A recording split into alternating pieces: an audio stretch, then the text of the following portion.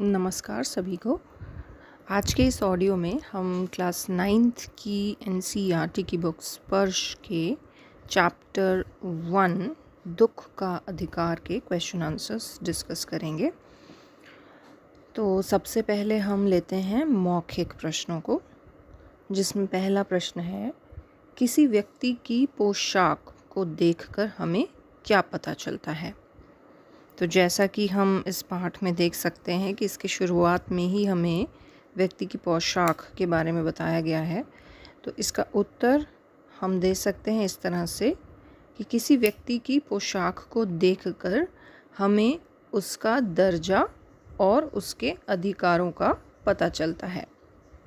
दूसरा प्रश्न है, खरबूजे बेचने वाली स्त्री से कोई खरबूजे क्यों नहीं खरीद रहा था।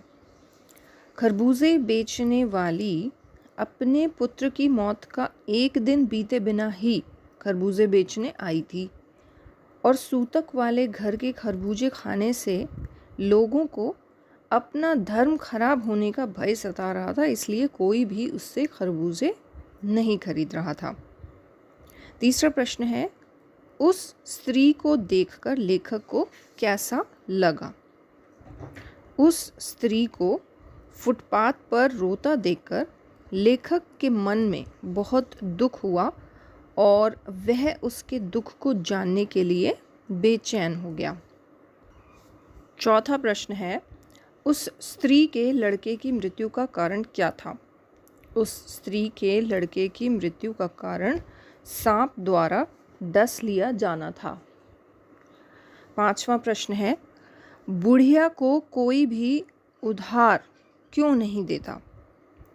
बुढ़िया को कोई उधार इसलिए नहीं देता था क्योंकि उसके घर में उसका कमाऊ बेटा तो मर चुका था और अब उसके घर में कमाने वाला कोई नहीं था, तो पैसे वापस ना मिलने की आशंका के कारण कोई भी उसे पैसे नहीं दे रहा था। अब हम चलते हैं लिखित प्रश्नों की तरफ। ये जो लिखित प्रश्न है, इसमें सबसे पहला भाग है क भाग, जिसमें जो प्रश्न पूछे गए हैं उनके उत्तर 25 से 30 शब्दों में लिखने हैं। तो अगर हम 25 से 30 शब्दों की बात करें और आप अगर एक आंसर शीट की लेंथ को देखते हैं तो उसमें आपका 2 से 3 के बीच में 25 से 30 शब्द आ जाने चाहिए। तो यहाँ पर अगर आप थोड़ा बड़े साइज़ में लिखते हैं तो आप इसे 3 से 4 लाइनों में भी लिख सकते हैं। तो पहला प्रश्न है, मनुष्य के जीवन में पोशाक का क्या महत्व है, यानी कि हमारे ह्यूमंस की लाइफ में पोशाक यानी कपड़ों का जो ड्रेस हम डालते हैं उसका क्या इम्पोर्टेंस है। तो इसका उत्तर हम इस तरह से लिख सकते हैं, मनुष्य के जीवन में पोशाक का बहुत महत्व है क्योंकि पोशाक ही मनुष्य का दर्जा और उसके अधिकारों के बारे में बताती है। पोशाक ही एक मनुष्य को दूसरे मनुष्य से अलग दर्शाती है और पोशाक ही उसे आदर का पात्र बनाती है तथा नीचे झुकने से रोकती है। तो 25 से 30 शब्दों में इतना उत्तर काफ़ी है। दूसरा प्रश्न है, पोशाक हमारे लिए कब बंधन और अड़चन बन जाती है, यानी कि जो हमारी ड्रेस है वो हमारे लिए कब एक डिफ़िकल्टी बन जाती है, एक बाधा बन जाती है कि हमें कुछ काम करने से रुकना पड़ता है। तो इसका उत्तर हम इस तरह दे सकते हैं कि हमारी पोशाक हमारे लिए अड़चन तब बन जाती है जब हम अपने से कम हैसियत रखने वाले मनुष्य के साथ बात करते हैं या बात करना चाहते हैं। हम स्वयं को बड़ा मान बैठते हैं और सामने वाले को छोटा मान बैठते हैं केवल पोशाक की वजह से, और ऐसे समय में ही हमारी पोशाक हमारे लिए बंधन और अड़चन बन जाती है। तीसरा प्रश्न है, लेखक उस स्त्री के रोने का कारण क्यों नहीं जान पाया। लेखक उस स्त्री के रोने का कारण इसलिए नहीं जान पाया क्योंकि लेखक उस औरत से बात करके ये नहीं पूछ पाया कि वह क्यों रो रही है, और लेखक उस औरत से बात इसलिए नहीं कर पाया क्योंकि उसकी पोशाक उसे ऐसा करने से रोक रही थी। चौथा प्रश्न है, भगवाना अपने परिवार का निर्वाह कैसे करता था? भगवाना शहर के पास 1.5 बीघा ज़मीन पर हरी तरकारियां तथा खरबूजे उगाया करता था। वह रोज़ ही उन्हें सब्ज़ी मंडी या फुटपाथ पर बैठकर बेचा करता था और इस तरह वह अपने परिवार का निर्वाह करता था। निर्वाह यानी कि वो कैसे चलाता था अपने परिवार को, अपने परिवार के लिए खाना पीना और बाकी सुविधाएं कैसे जुटाता था। 5वां प्रश्न है, लड़के की मृत्यु के दूसरे ही दिन बुढ़िया खरबूजे बेचने क्यों चल पड़ी?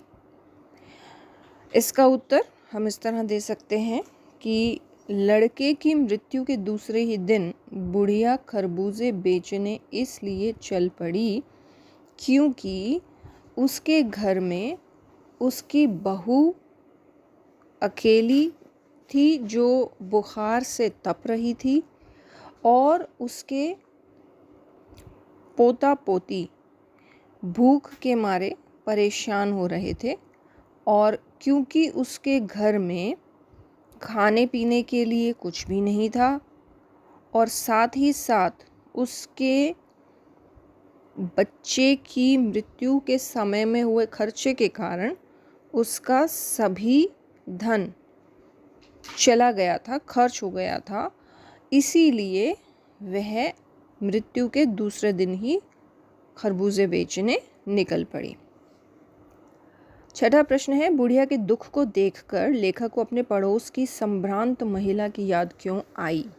अब बुढ़िया के दुख को देखकर लेखक को अपने पड़ोस की संभ्रांत महिला की याद इसलिए आई क्योंकि उसने उन दोनों की स्थिति के अंतर को महसूस किया कि जहाँ अमीर व्यक्ति दुखी होता है तो भी उसे कितनी सुख सुविधाएं दी जाती हैं, और जहाँ कहीं कोई एक गरीब व्यक्ति दुखी होता है तो उसे अपनी मर्जी से दुखी रहने का भी अधिकार नहीं होता है। ये हो गए हमारे 25 से 30 शब्दों वाले प्रश्न। इसके बाद है ख भाग, जिसमें हमें 50 से 60 शब्दों में उत्तर को लिखना है। और फिर वही बात है कि आप कितना बड़ा या कितना छोटा लिखते हैं उसके हिसाब से आप अंदाज़ा लगा सकते हैं कि आपका उत्तर 50 से 60 शब्दों वाला कितनी लाइनों में आएगा। तो इसमें पहला प्रश्न है, बाजार के लोग खरबूजे बेचने वाली स्त्री के बारे में क्या क्या कह रहे थे, अपने शब्दों में लिखिए। अब जहाँ पर अपने शब्दों में लिखिए कहा जाता है वहाँ पर आपको बिल्कुल किताब के शब्द प्रयोग करने की ज़रूरत नहीं है। आपको जैसी हिंदी आती है आप उसके हिसाब से ही अपने उत्तर को लिख सकते हैं। तो यहाँ पर इस प्रश्न का उत्तर तो ये है कि बाज़ार के लोग खरबूजे बेचने वाली स्त्री के बारे में तरह तरह की बातें कर रहे थे। कुछ लोग उसे ताने दे रहे थे और कुछ उसे धिक्कार रहे थे, यानी उसे भला बुरा कह रहे थे कि उसे इस वक्त यहाँ बाज़ार में बैठकर खरबूजे बेचने नहीं आना चाहिए था। कोई व्यक्ति कह रहा था कि ये बुढ़िया कितनी बेशर्म है जो अपने बेटे के मरने के दिन ही खरबूजे बेचने चली आई। एक और सज्जन कह रहे थे कि जैसी नीयत होती है अल्लाह वैसी ही बरकत देता है। और सामने जो फुटपाथ पर दिया सलाई से कान खुजलाते हुए एक आदमी बैठा था, वह कह रहा था, अरे इन लोगों का क्या है, ये कमीने लोग रोटी के टुकड़े पर जान देते हैं, इनके लिए बेटा बेटी खसम लुगाई ईमान धर्म सब रोटी का टुकड़ा है। ये वाक्य जो हैं ये पाठ में से लिए गए हैं, पर इसको सिर्फ आप याद करके अगर ये प्रश्न आता है प्रश्न पत्र में तो आप अपने हिसाब से इसका उत्तर लिख सकते हैं। दूसरा प्रश्न है, पास पड़ोस की दुकानों से पूछने पर लेखक को क्या पता चला? अब इस प्रश्न में हम पहले तो ये समझ सकते हैं कि लेखक ने पास पड़ोस की दुकानों से क्यों पूछा, क्योंकि उसकी पोशाक उसे उस औरत से पूछने के लिए मना कर रही थी, क्योंकि उसकी पोशाक की वजह से वो नहीं पूछ पा रहा था उनसे, इसलिए उसने पास पड़ोस की दुकानों से पूछा। तो पास पड़ोस की दुकानों से पूछने पर लेखक को पता चला कि बुढ़िया का एक जवान पुत्र था भगवाना। वह 23 साल का था और वह शहर के पास 1.5 बीघे ज़मीन पर सब्जियां उगाकर बेचा करता था। और एक दिन जब वह सुबह सुबह पके हुए खरबूजे तोड़ रहा था तो उसका पैर एक सांप पर पड़ गया। सांप ने उसे डस लिया, जिससे उसकी मौत हो गई। और अब उसकी मौत के बाद घर का गुजारा चलाने वाला कोई नहीं था, इसलिए मजबूरी में ही उस औरत को अगले दिन खरबूजे बेचने के लिए बाज़ार में बैठना पड़ा। अब तीसरा प्रश्न है, लड़के को बचाने के लिए बुढ़िया माँ ने क्या क्या उपाय किए। तो लड़के को बचाने के लिए बुढ़िया माँ ने वो सब उपाय किए जो उसे अपनी समझ से ठीक लग रहे थे। जैसे कि सबसे पहले तो सांप का जहर उतारने के लिए वो झाड़ फूँक करने वाले ओझा को बुला लाई और ओझा ने खूब झाड़ फूँक की। उसके बाद नाग देवता की पूजा की गई, घर का आटा और अनाज सब दान दक्षिणा में दे दिया गया और उसने अपने बेटे के पैर पकड़कर विलाप किया, यानी खूब रोई, लेकिन जहर के प्रभाव से उसका शरीर काला पड़ गया था और वह मृत्यु को प्राप्त हो गया। चौथा प्रश्न है, लेखक ने बुढ़िया के दुख का अंदाज़ा कैसे लगाया।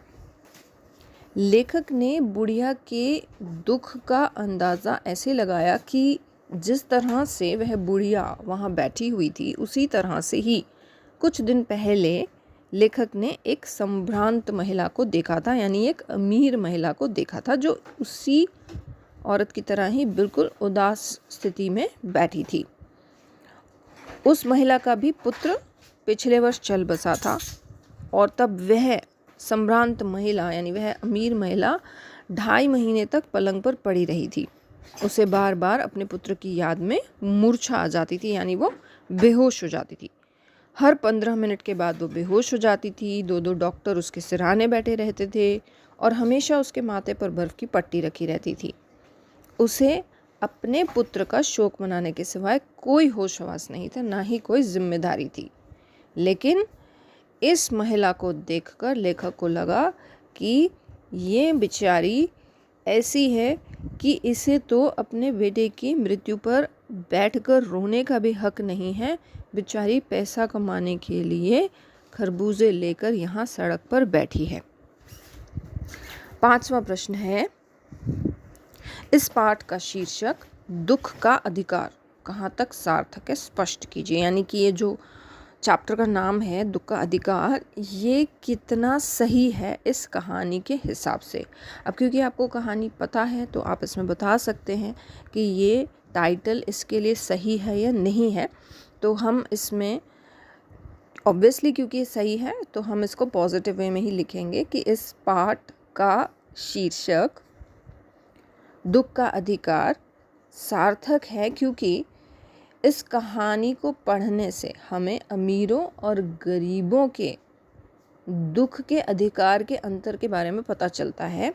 यानी हमें यह पता चलता है कि गरीब लोगों को अपनी मर्ज़ी से दुख मनाने का भी अधिकार नहीं है, और कोई अमीर दुखी हो तो उसके आसपास कितने लोग उसकी देखभाल के लिए रहते हैं, परंतु अगर कोई गरीब दुखी हो तो उसकी मदद करना तो दूर, लोग उसके बारे में कैसी कैसी बातें करते हैं और उसे घृणा की दृष्टि से देखते हैं। इसलिए ये शीर्षक दुख का अधिकार इस कहानी के लिए पूरी तरह से सार्थक है। इसके बाद है ग भाग, जिसमें हमें कुछ वाक्यों का आशय स्पष्ट करना है, यानी कि मीनिंग एक्सप्लेन करना है। जैसे सबसे पहला है, जैसे वायु की लहरें कटी हुई पतंग को सहसा भूमि पर नहीं गिर जाने देती, उसी तरह ख़ास परिस्थितियों में हमारी पोशाक हमें झुक सकने से रोके रहती है। अब पहले इसका मीनिंग समझ लेते हैं सिंपल वर्ड्स में, कि जैसे कोई पतंग कट जाती है तो कटने के बाद में जब वो नीचे गिरती है तो वो बिल्कुल धीरे, एकदम से नीचे नहीं गिरती है, धीरे धीरे लहरा लहरा कर नीचे गिरती है, क्योंकि हवा का जो रुख होता है उसकी वजह से वो एकदम सीधे नीचे नहीं आकर आराम आराम से हिल हिल कर आती है। और इसी तरह से जो हमारी पोशाक है उसके संबंध में कुछ ऐसी परिस्थितियाँ, कुछ ऐसी सिचुएशंस होती हैं जिनमें वो हमें झुक सकने से रोक लेती है, यानी कि एकदम से हम रिएक्ट नहीं कर सकते हैं। किन्हीं स्पेसिफिक सिचुएशंस में हमें धीरे धीरे समझना होता है और रुकना भी होता है। तो इसका अर्थ हम कैसे लिख सकते हैं?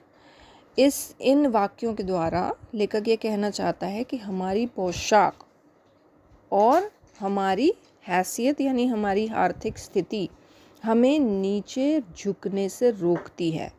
जिस तरह हवा की लहरें पतंग को एकदम सीधे नीचे नहीं गिरने देती बल्कि धीरे धीरे गिरने की इजाज़त देती हैं, ठीक उसी प्रकार हमारी पोशाक हमें अपने से नीची हैसियत वाले लोगों से एकदम मिलने जुलने नहीं देती है और हमें उनसे मिलने में संकोच होता है। दूसरा वाक्य है, इनके लिए बेटा बेटी खसम लुगाई धर्म ईमान सब रोटी का टुकड़ा है। अब इसका तात्पर्य, इसका अर्थ, इसका मीनिंग ये है कि भूखा आदमी कौन सा पाप नहीं करता है, यानी कि वह, यानी एक गरीब इंसान जिसके पास खाने तक को रोटी नहीं है, वह उस रोटी के चक्कर में कुछ भी करने को तैयार रहता है। एक इंसान जिसके पास खाने को रोटी नहीं है वह कभी ये नहीं सोचता कि क्या सही है क्या गलत है, क्या धर्म के अनुसार करना चाहिए क्या नहीं करना चाहिए, क्योंकि उसे तो सिर्फ खाने की चिंता रहती है, जिस तरह से उस बूढ़ी औरत को अपने घर में अपनी बहू और उसके बच्चों के खाने की चिंता थी। इसलिए इस वाक्य के हिसाब से गरीब लोगों के लिए बेटा बेटी खसम लुगाई धर्म ईमान सब कुछ रोटी का टुकड़ा होता है, क्योंकि ज़िंदा रहने के लिए सबसे पहले वही चाहिए होता है। और तीसरा है, शोक करने गम मनाने के लिए भी सहूलियत चाहिए और दुखी होने का भी एक अधिकार होता है। इस वाक्य का अर्थ ये है कि लेखक उस अमीर महिला और गरीब बुढ़िया के दुख मनाने के ढंग को देखकर ये सोच रहा है कि दुख को प्रकट करने के लिए और किसी के मरने का शोक मनाने के लिए भी इंसान को सुविधा की ज़रूरत है। उसके पास इतना धन, इतना साधन और इतना समय होना चाहिए कि जब वह दुखी हो तो कई दिनों तक बिना कुछ किए भी उसका काम चल जाए, उसके पास उसकी सेवा के लिए लोग हों, उसके सिर पर अपने घर में भूखे बच्चों का पेट भरने की चिंता ना हो। मतलब यह है कि गरीब लोग मजबूरी के कारण ठीक से शोक भी नहीं मना पाते, क्योंकि उनकी मजबूरियां उन्हें काम करने के लिए मजबूर करती हैं। तो यहाँ पर समाप्त होते हैं हमारे प्रश्न 4 प्रकार के जो हमने आज डिस्कस किए हैं। पहला था मौखिक, दूसरा था लिखित जिसके 3 पार्ट थे, एक जिसमें 25 से 30 शब्दों में उत्तर देना था, दूसरा जिसमें 50 से 60 शब्दों में उत्तर देना था और तीसरा जिसमें हमें सेंटेंस का मीनिंग बताना था। तो ठीक है, फिर अब हम चलते हैं, आज के लिए इतना ही और अगले ऑडियो में हम मिलेंगे एक अगले नए पाठ के साथ। तब तक के लिए धन्यवाद।